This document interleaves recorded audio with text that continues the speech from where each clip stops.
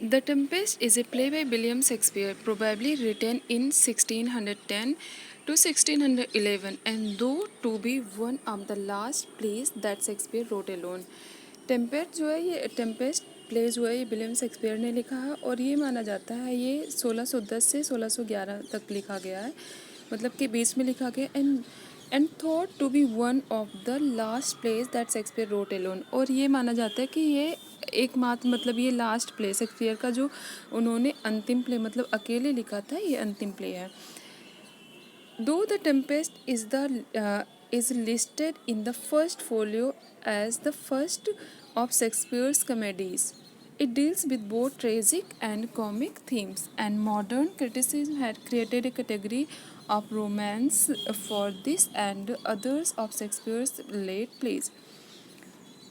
Though The Tempest is listed in the first folio as the first of Shakespeare's comedies, ये यद्यपि ये माना जाता है ना कि मतलब जो टेम्पेस्ट है ये फर्स्ट फोलियो में आया था, और आपको पता होगा ना फर्स्ट फोलियो आया था 1623 में आया था as the first of Shakespeare's comedies. ये माना जाता है कि ये शेक्सपियर की पहली कॉमेडी है, और it deals with both tragic and comic themes, और इसमें दोनों थीम है, ट्रेजिक थीम्स भी है और कॉमिक थीम्स भी है। And modern criticism had created a category of romance for this and others of Shakespeare's late plays. और जो मॉडर्न क्रिटिसिज्म है, इन्होंने इसमें ये माना है कि मतलब ये एक तरीके का कैटेगरी ऑफ रोमांस इन्होंने क्रिएट किया है शेक्सपियर के इस प्ले के लिए, मतलब टेम्पेस्ट के लिए, और बाकी जो प्लेज हैं उसे डिसाइड करने के लिए कि ये है क्या वास्तव में, मतलब ये है ट्रेजी कॉमेडी है या ट्रेजेडी है या कॉमेडी है। Prospero is a fictional character and the protagonist of William Shakespeare's play The Tempest। और ये जो टेम्पेस्ट प्ले है, ऐसा पूछा जाता है कि इसमें प्रोटेगोनिस्ट कौन है, तो ये इसमें प्रॉस्पेरो है। Prospero is the rightful duke of Milan. Prospero ये मतलब जिसे राज्य मिलना चाहिए था, ये प्रॉस्पेरो था, राइटफुल ड्यूक था मिलान का, whose usurping brother Antonio had put him with his 3 years old daughter Miranda to sea on a rotten carcass of a boat to die 12 years before the play begins। मतलब ये जो है, लेकिन उसके भाई ने जो प्रॉस्पेरो, इनके छोटे भाई ने धोखे से इन्हें जो है मरने के लिए एक उसमें बोट में डाल दिया था। और ये प्ले जो स्टार्ट हुआ है ये 12 साल पहले की, मतलब ये स्टोरी जो है ये 12 साल पहले जब प्ले स्टार्ट होता है तो वो 12 साल में, मतलब वो क्या कंडीशन चल रही है, बाद में प्रॉस्पेरो जो है ना वो स्टोरी बताता है कि हाँ कैसे कैसे उसका राज्य छीन लिया गया है उससे। Other important characters of the play, और हम इस करेक्टर्स मतलब इस प्ले के इम्पॉर्टेंट करेक्टर्स को देख लेते हैं। Miranda daughter to Prospero, Miranda जो होती है डॉटर होती है, लड़की होती है प्रॉस्पेरो की। Ariel a spirit in service to Prospero, और एरियल एक स्पिरिट होती है जो कि प्रॉस्पेरो की सेवा करती है। Caliban a servant of Prospero and a savage monster, Caliban एक सर्वेंट होता है प्रॉस्पेरो का और एक मतलब कह सकते हैं दुराचारी, एक राक्षस होता है। एलोंसो किंग ऑफ नेपल्स हैं। Sebastian Alonso's brother. Antonio Prospero's brother, Antonio Prospero का भाई होता है। The usurping duke of Milan, और ये खुद ड्यूक बन जाता है। फर्डिनेंड एलोंसो सन, और फर्डिनेंड जो होता है वो एलोंसो का भाई होता है। और एलोंसो का अगर ये बात की जाए कि एलोंसो के भाई का क्या नाम था, तो वो सेबेस्टियन था। Gonzalo an honest old counsellor, Gonzalo जो है एक ऑनेस्ट ओल्ड काउंसलर होता है। Adrian a lord serving under Alonso, Adrian एक लॉर्ड होता है जो अलोंसो के अंडर काम करता है, उनकी सेवा करता है। Francisco a lord serving under Alonso, ये भी है लॉर्ड सर्विंग अंडर अलोंसो हैं। Trinculo the king's jester. Stephano the king's drunken butler, Stephano जो है ये एक पियक्कड़ बटलर होता है, भंडारी होता है, मतलब खाना बनाने का काम करता है। Juno the Roman goddess of marriage, और ये ख्याल रख लेना कि ये पूछ लिया जाता है कि जूनो जो देवी है ना ये किस चीज़ की है, तो गॉडेस ऑफ मैरिज है। और अभी तक का मेरा एक्सपीरियंस है, जैसे मैंने लास्ट ईयर जो पीजीटी का एग्ज़ाम दिया था, जो क्वेश्चन है ना इसके एक्सप्लेनेशन से क्वेश्चन पूछे जाते हैं, और अगर हमने पढ़ लिए घटना चक्र तो मोस्ट प्रोबेबली हमारा जो है ये पेपर निकल जाएगा। इसके साथ ही साथ होगा नेक्स्ट क्वेश्चन है, who among the following was not university wits. इसमें से यूनिवर्सिटी बिट्स कौन नहीं है? Robert Greene, Francis Bacon, Thomas Nashe, George Peele. इसमें सी फ्रांसिस बेकन नहीं है।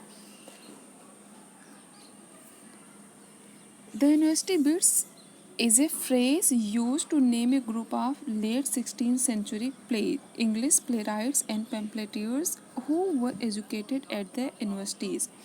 The university bits is a phrase. University bits एक phrase है used to name a group of late 16th century English playwrights, और ये एक वो है 16th century के कुछ इंग्लिश प्ले राइट्स थे और पेम्पलेटियर्स थे, उनको दिया गया था, who were educated at the universities. और ख़ास विशेषता क्या थी कि नहीं, ये टाइटल क्यों दिया गया था, ये यूनिवर्सिटी से पढ़े थे इसलिए।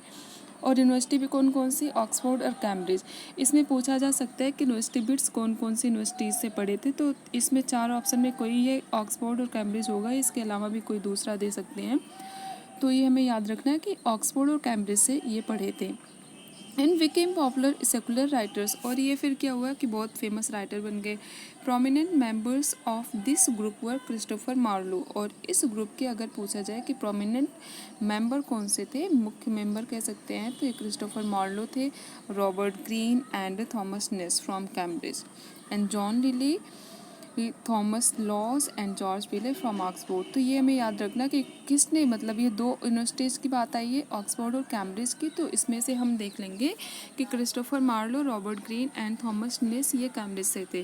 क्रिस्टोफर मार्लो, रॉबर्ट ग्रीन और थॉमस नेस ये थे कैम्ब्रिज से, और John Lyly, Thomas Lodge, George Peele और ये थे वहाँ से ऑक्सफोर्ड से। Thomas Kyd is also sometimes included in the group. कभी कभी हम थॉमस किड को भी ये मतलब मान लिया जाता है कि ये इस ग्रुप में शामिल है, though he is not believe to have studied at university. लेकिन ये माना जाता है थॉमस किड को इस ग्रुप में समटाइम्स ही कंसीडर कर लेते हैं कि हाँ ये यूनिवर्सिटी बिट्स हैं, बट ये किसी यूनिवर्सिटी से पढ़े नहीं थे। नेक्स्ट क्वेश्चन है, there is a soul of goodness in things evil, would men observingly distil it out. जो बुरी चीज़ें होती हैं ना उसमें भी कुछ अच्छी चीज़ें होती हैं, ये इंसान पर डिपेंड करता है कि वो देखता क्या है। हु हैज़ रिटन इट, ये लिखा था विलियम शेक्सपियर ने लिखा था।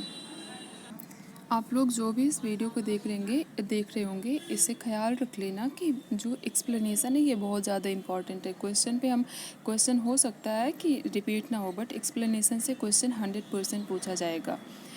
These lines have been extracted from the play Henry V Act 4 Scene First written by William Shakespeare। और ये जो लाइन थे ये लिया गया था हेनरी फिफ्थ से लिया गया था, और एक्ट 4 था scene first written by William Shakespeare ने लिखा है। Henry fifth is a history play by William Shakespeare believe to have been written about 1599।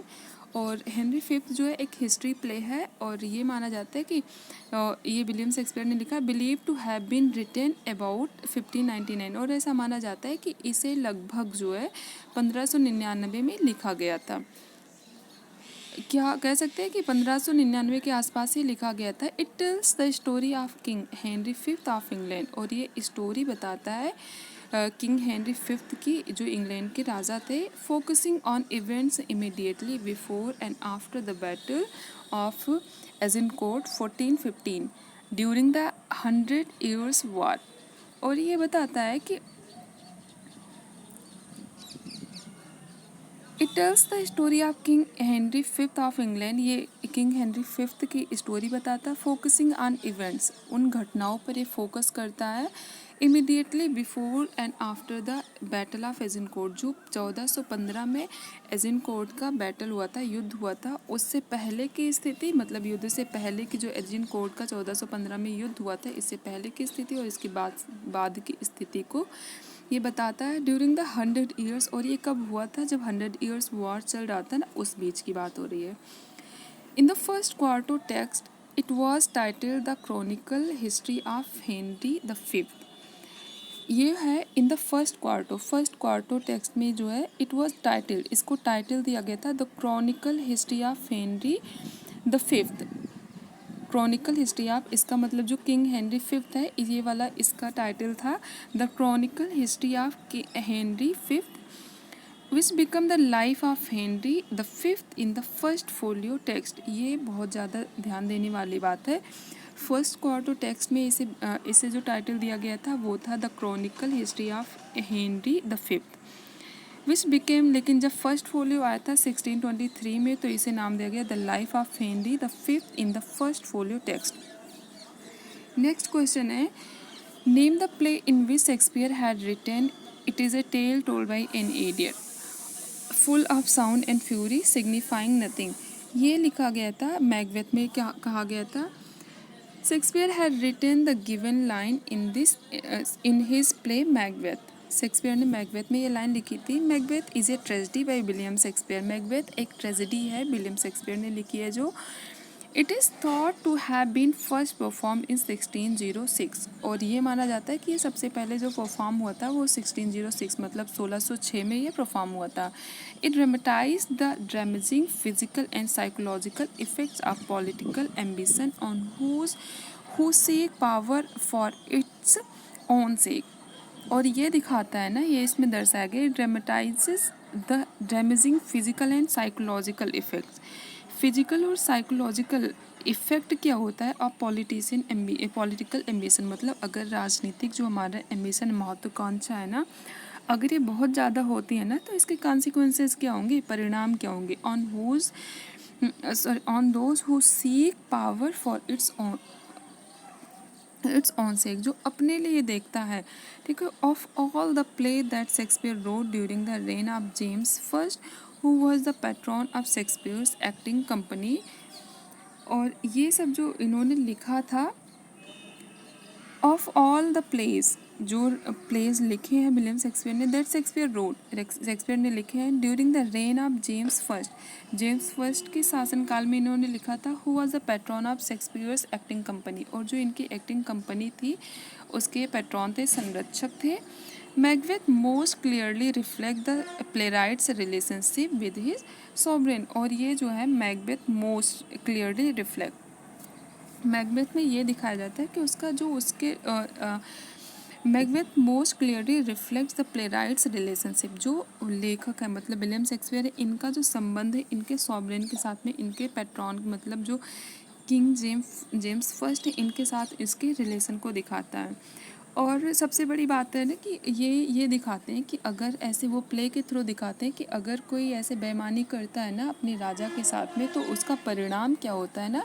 ऐसी चीज़ है कि मतलब अगर ये जो हमारे ड्रामा होते हैं ना ये समाज को कहते हैं ना कि it is the mirror of society, literature is the mirror of society. तो ये जो है जैसा कि अगर वो पढ़ेंगे तो पहले उन्हें समझ में आएगा कि हाँ ऐसे ऐसे मतलब कोई विद्रोह नहीं करेगा राजा के साथ में, और मतलब कोई ऐसा काम नहीं करेगा कि जो जिससे उन्हें लॉस हो। तो यही सारी चीज़ें ये दिखा रहे थे।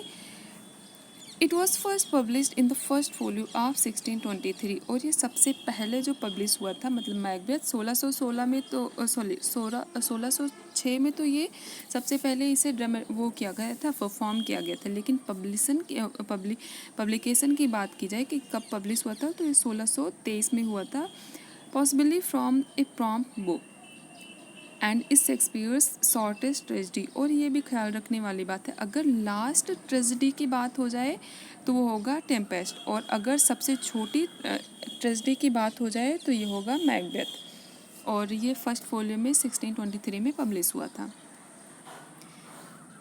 नेक्स्ट है from whom did Francis Bacon derived his concept of essay.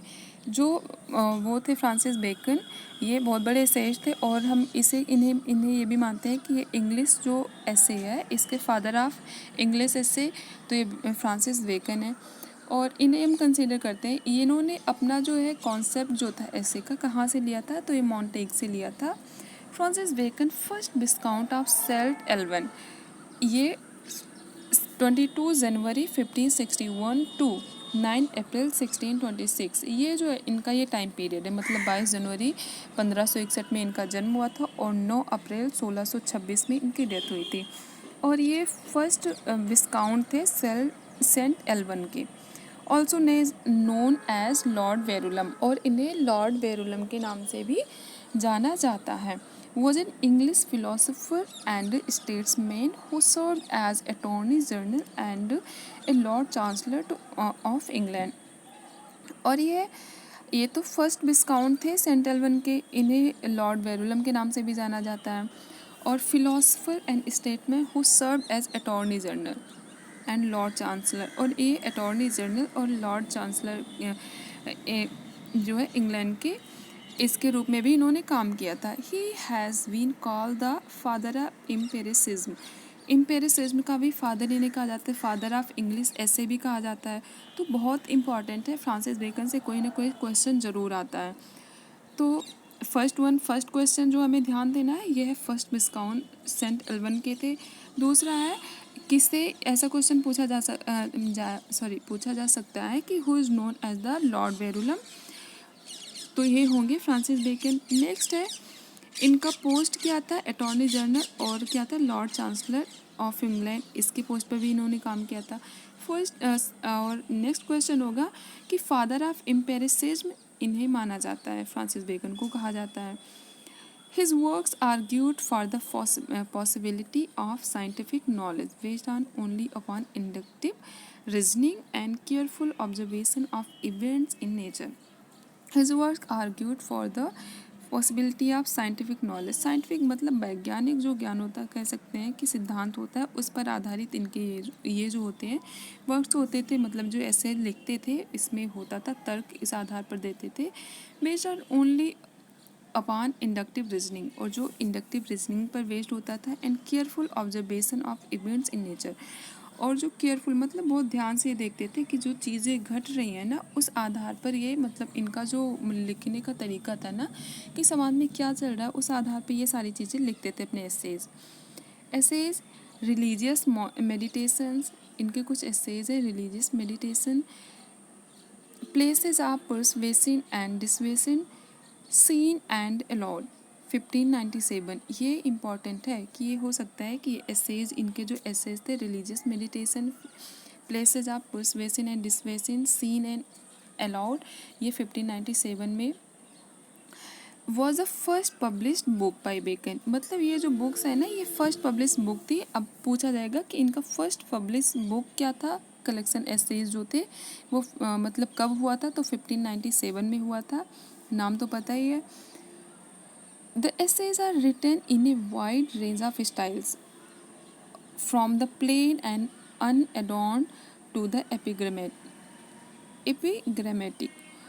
The essays are written in a wide range of styles. इनके जो स्टाइल थी ना, बहुत मतलब कह सकते हैं कि बहुत व्यापक स्टाइल थी, कई तरीके से इन्होंने लिखा था। From the plain and unadorned, plain से प्लेन और अनअडॉर्न्ड थी, टू द एपिग्रामेटिक, और एपिग्रामेटिक भी थी इनकी writing style. They cover topics drawn from both public and private life, and in each case, the essays cover their topics systematically from a number of different angles, weighing one argument against another. They cover topics drawn from both public and private life. जैसे मैंने कहा था कि ये चीज़ें observe करते थे, उस टाइम पे क्या चल रहा होता था ना, उस आधार पर ये अपने एसेज लिखते थे। तो उन्होंने कवर कौन कौन से टॉपिक किए थे, पब्लिक टॉपिक भी किया था, पब्लिक एंड प्राइवेट लाइफ को भी, पब्लिक और प्राइवेट लाइफ इन दोनों को अपना सब्जेक्ट मैटर बनाया था इन्होंने। And in each case the essays cover their topic systematically, और दोनों में, अगर पब्लिक लाइफ की बात करें या प्राइवेट लाइफ की, दोनों में इन्होंने सिस्टमेटिक ढंग से लिखा है। From A number of different angles, और बहुत सारे डिफरेंट मतलब एंगल से इन्होंने लिखा है। Weighing one argument against another, और इन्होंने जो है आर्गूमेंट, जैसे कोई चीज़ लिख रहे थे तो बहुत लॉजिक होता था इनकी बातों में। Well the original edition included 10 essays.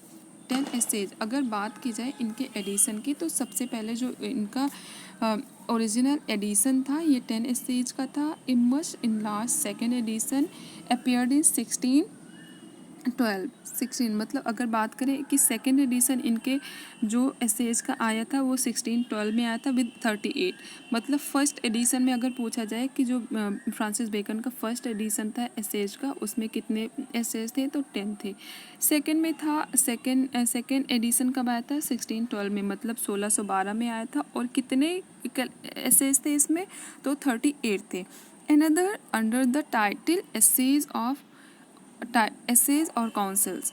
Civil and Moral was published in 1625 with 58 essays। और अगर बात करें कि जो तीसरा ऐसे आया था उसका टाइटल क्या था उसका काउंसल्स और सिविल एंड मोरल, और ये पब्लिश हुआ था 1625 में। और इस टाइम इनमें था कि 58 एसेज हो गए थे। तो अगर पूछा जाए कि फर्स्ट कलेक्शन में क्या था फर्स्ट एडिशन में तो 10 एसेज था। सेकंड में जो आया था 1612 में वो था उसमें 38 था, 38 ऐसे थे। और थर्ड एडिशन में जो कि 1625 में आया था इसमें 58 ऐसे थे।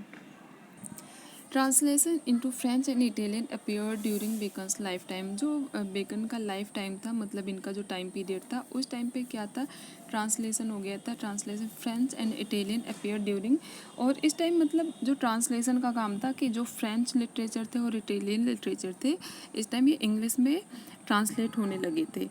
Though Bacon considered the essays but as a recreation of my other studies. ये लाइन बहुत इंपॉर्टेंट है। मोस्ट प्रोबेबली ये पूछा जा सकता है कि वेकन ने अपने एसेज को क्या कहा था। तो ये मानते थे कि as a recreation of my other studies, कि जो इन्होंने बाकी जो इन्होंने पढ़ाई की है, ठीक है, अध्ययन किया है, उसी को इन्हें रिक्रिएट किया है। He was given high praise by his contemporaries. जो इनके समकालीन थे उन्होंने इनकी जो राइटिंग थी, राइटिंग स्किल थी, उस पर मतलब बहुत ज़्यादा इसकी तारीफ़ की थी। Even to the point of crediting him with having invented the essay form. और इस पर भी कि इन्होंने जो इन्वेंट किया एसे फॉर्म को लिखने का जो इनका तरीका था ना उसके लिए भी इन्हें बहुत तारीफ़ मिली थी। Later researches made clear the extent of Bacon's borrowing from the works of Montaigne, Aristotle and other writers। लेकिन बाद में जो रिसर्च हुई, ठीक है, इनकी उस पर खोज हुई थी, उसमें ये क्लियर हुआ कि इन्होंने जो बोरो किया था अपने सब्जेक्ट मैटर को या कह सकते हैं वर्क को, ये किससे लिया था, मॉन्टेग, एरिस्टोटल और भी अदर राइटर थे उनसे था। Which of the following work of William Shakespeare is written in 6-line stanza and shows decided signs of immaturity। ये क्वेश्चन पूछा गया अभी जो 2021 का पेपर हुआ था उसमें। तो ये है वीनस एंड एडोनिस।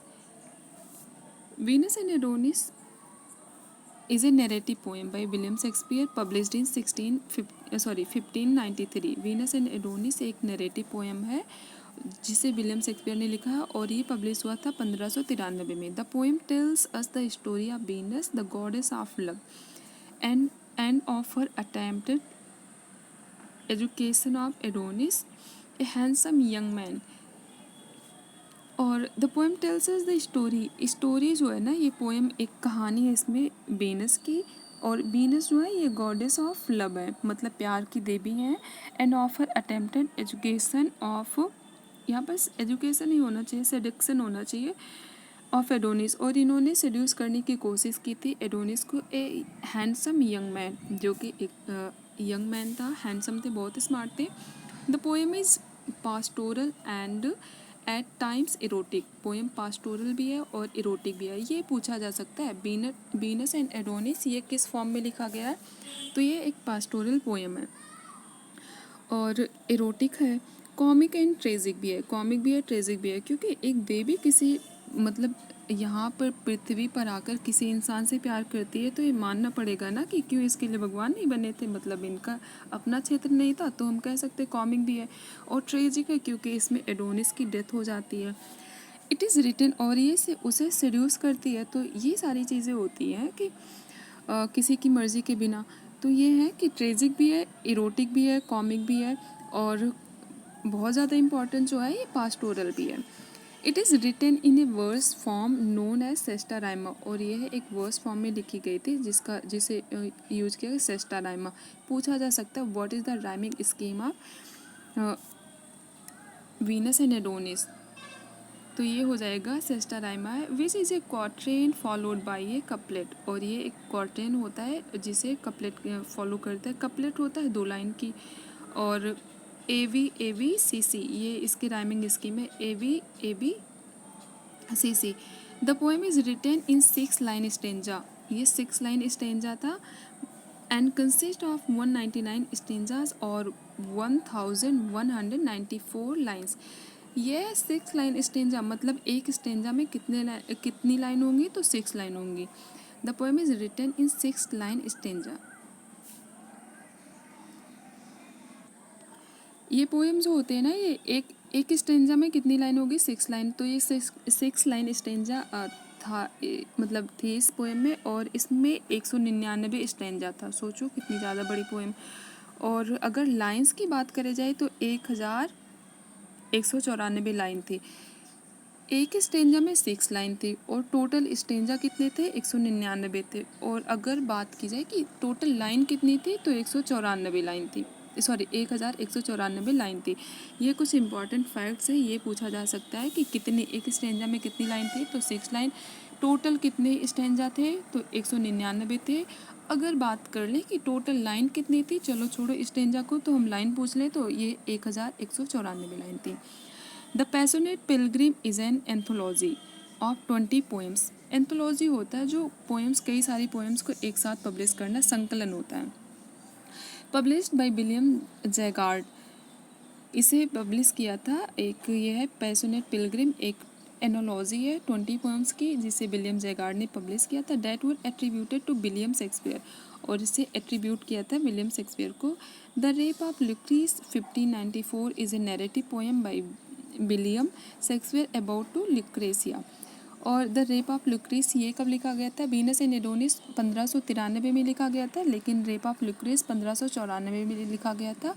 और ये भी एक नैरेटिव पोएम है जो कि विलियम शेक्सपियर ने लिखा है अबाउट लुक्रेसिया, और लुक्रेसिया के बारे में है ये। तो अभी Venus and Adonis last year के मतलब 2021 के एग्ज़ाम में पूछा गया है, तो हो सकता है ये क्वेश्चन पूछा जाए। Rape of Lucrece, which of the following plays depicts middle class provincial life. इसमें से कौन सा है मिडिल क्लास प्रोविंशियल लाइफ को दिखाता है, तो द मैरी वाइफ्स जो है प्ले ये दिखाता है। The merry wives of Windsor is a comedy in 5 acts by William Shakespeare. ये है एक कॉमेडी है जिसे 5 एक्ट में लिखा गया है, विलियम शेक्सपियर ने लिखा है, और रिटन बिटवीन 1597 एंड 1601। और इसे लिखा गया है कि ये 1597 से 1601 के बीच में लिखा गया है। That centres on the comic romantic misadventures of Falstaff. इसमें जो हीरो होंगे, आई थिंक फाल्स्टाफ होंगे, मैंने अभी पढ़ा नहीं है। एक ये कॉमिक रोमांटिक मिडिस, और इनके लाइफ में क्या होगा कि कॉमिक रोमांटिक मिस एडवेंचर्स जो हुए होंगे उसी के बारे में है ये। It was published in a quarto edition in 1602, और एक ये क्वार्टो एडिशन में पब्लिश हुआ था। Its title is a reference to the town of Windsor, और इसका जो टाइटल है ना ये दिखाता है, ये टाउन है, एक विंडसर नाम का टाउन है, उसके बारे में बताता है। In the play depicts English middle class provincial life, और ये जो प्ले दिखाता है इंग्लैंड की जो मिडिल क्लास लाइफ है ना उसे बताता है। नेक्स्ट हम देखेंगे क्वेश्चन, ये है इसी का अदर पार्ट है। A midsummer night's dream is a comedy written by William Shakespeare in 1595। और इसके बाद में जो ये तो हम पढ़ रहे थे मैरी वाइफ्स विंडसर था, लेकिन हम मिडसमर नाइट्स ड्रीम ये एक अलग पोएम है, सॉरी पोएम नहीं, ये कॉमेडी है, विलियम शेक्सपियर ने लिखा है 1595 में। और तो इससे पहले अभी हमने 3 चीज़ें पढ़ी हैं इसमें कि